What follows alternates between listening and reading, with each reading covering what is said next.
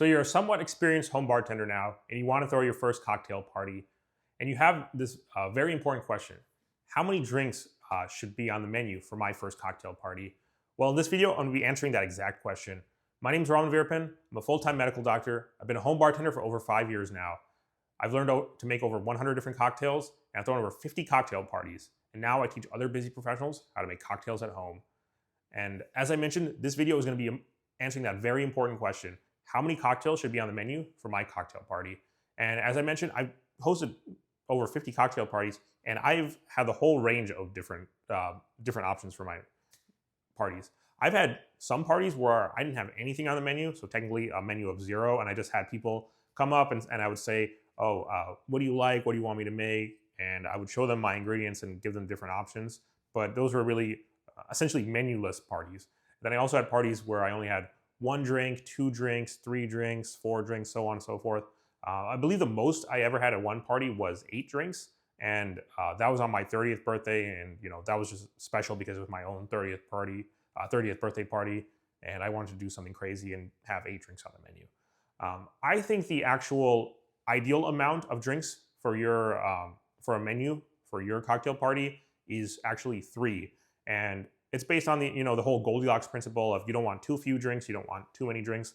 I found that 3 is honestly the ideal amount, where you get that sweet spot, that balance where you have enough optionality to really please as many guests as possible without making the menu too complex and too unwieldy and difficult for you to make as a home bartender. Especially if you're on this beginner journey, you're really in your first few months or even a few years as a home bartender. You don't want to get too crazy and have too many drinks on the menu. So let's go, before we talk about why 3 is ideal, let's talk about why too few and too many are not ideal. So if you have only 1 or 2 drinks on your menu, the reason that doesn't work, in my opinion, is because there's not enough optionality with that. And when you host these parties, you'll get some people that have very particular tastes. Me personally, people often ask me, because I'm a home bartender, they always ask, what's your favorite drink to make? What's your favorite drink to drink? And things like that. I don't really have a favorite drink. And that's because I like a wide range of different cocktails. I like cocktails that are sweet. I like cocktails that are dry. I like cocktails that are sour. I like cocktails that are bitter. I like cocktails with gin, vodka, cognac, rum, whiskey, really anything, honestly. I like cocktails of a huge range of different ingredients, different categories, different liquors. And you'll have some guests and some friends, family members that are like that as well.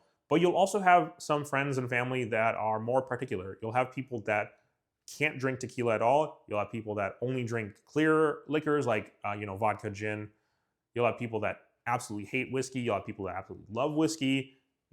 There's a whole range where people are very particular. They only like one particular category, or they don't like a certain ingredient. I've had people that they don't like dairy, so you can't make any of those cocktails that have dairy as an ingredient, like Brandy Alexander, for example, or Ramos Gin Fizz. And then I've had people where they don't like tequila, so you can't make any drink that has tequila to serve them. And there's people that don't like dark liquors, like cognac and whiskey and dark rum, so you can't make cocktails that have that. So people are just more particular over the board. So if you only have 1 or 2 drinks, you lose that optionality, and you risk having a menu where there's nothing on that menu that's pleasing for that particular guest. And I would say, you're from doing this for so long, your guest list is probably going to be somewhat of a mix. You'll have some people that are like myself, where they like a whole wide range of cocktails, and then you have people on the other side that are more particular. And it's probably going to be about half and half from my experience, at least from the people that I know and invite to my parties. That's usually what it is. So that's why 1 and 2 is not going to be good enough, because you don't have enough optionality where you have at least one drink that's going to be pleasing to everybody. And now if you go to 4 or more cocktails, the reason that gets too difficult and unwieldy is because, you're at most of these parties, I'm the only one that's making the drinks. I only have one set of ingredients. And if I'm switching back and forth between too many different ingredients, then I have to, or too many different cocktails, I usually go to the sink to rinse out my shaker and my jigger before making the next one. So when you only have that fewer amount of drinks, it's easier to batch, because for example, you'll have 4 people in a row order the whiskey sour, and then you can just easily get into a rhythm. You can even double pour and make, enough for 2 whiskey sours in one go, and then just portion them out. And that really saves time. You don't have to go rinse out your ingredients. Whereas if you have a bigger menu, 4 or more cocktails, there's a higher risk where you have one whiskey sour, then the next person orders a daiquiri, and then the next person orders a Negroni, and then you have to constantly be rinsing out your tools so that you don't mix up all these different flavors and things like that. So when you have only 3 cocktails, that's really that sweet spot where you get enough optionality, but then it also becomes easier because then you have people ordering the same drink multiple times in a row, and it's easier to go ahead and batch out your ingredients. So that's definitely a big time saver. And then also, just in terms of practicality, when you go out and you're preparing for this party, you only have to buy enough ingredients for 3 cocktails. So especially if 2 of those cocktails have the same base ingredients, like base liquors, then you don't have to really go too crazy and then have to acquire so many different ingredients for that party. So you have 3 cocktails, 2 of them use tequila, 1 of them uses vodka.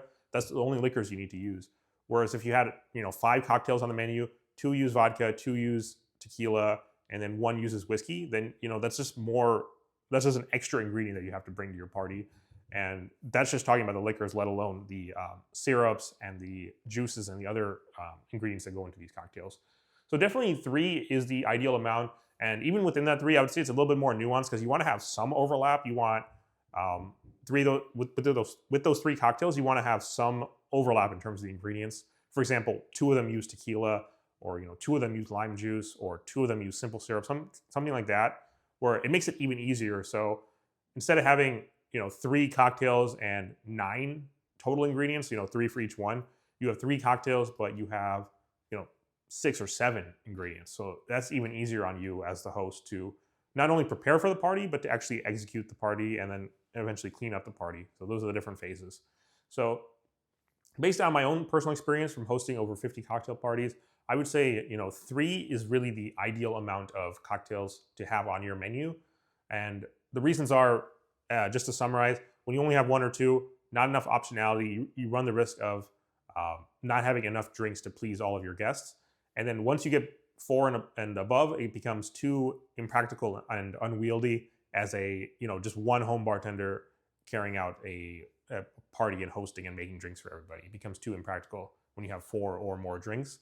As I mentioned, I've done it before on my 30th birthday party. I had 8 cocktails, and that's just, by that point, I was nearly 3 years into my journey, and I really wanted to challenge myself. So that's a completely different thing. If you're in your intermediate or beginner stages, 3 is definitely going to be the ideal amount for your cocktail parties.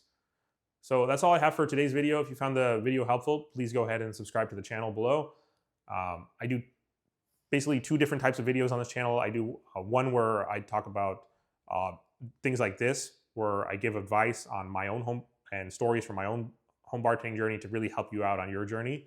And then the other type of video is specific tutorials to make specific cocktails. So if you found this helpful, please subscribe. Thank you. Cheers.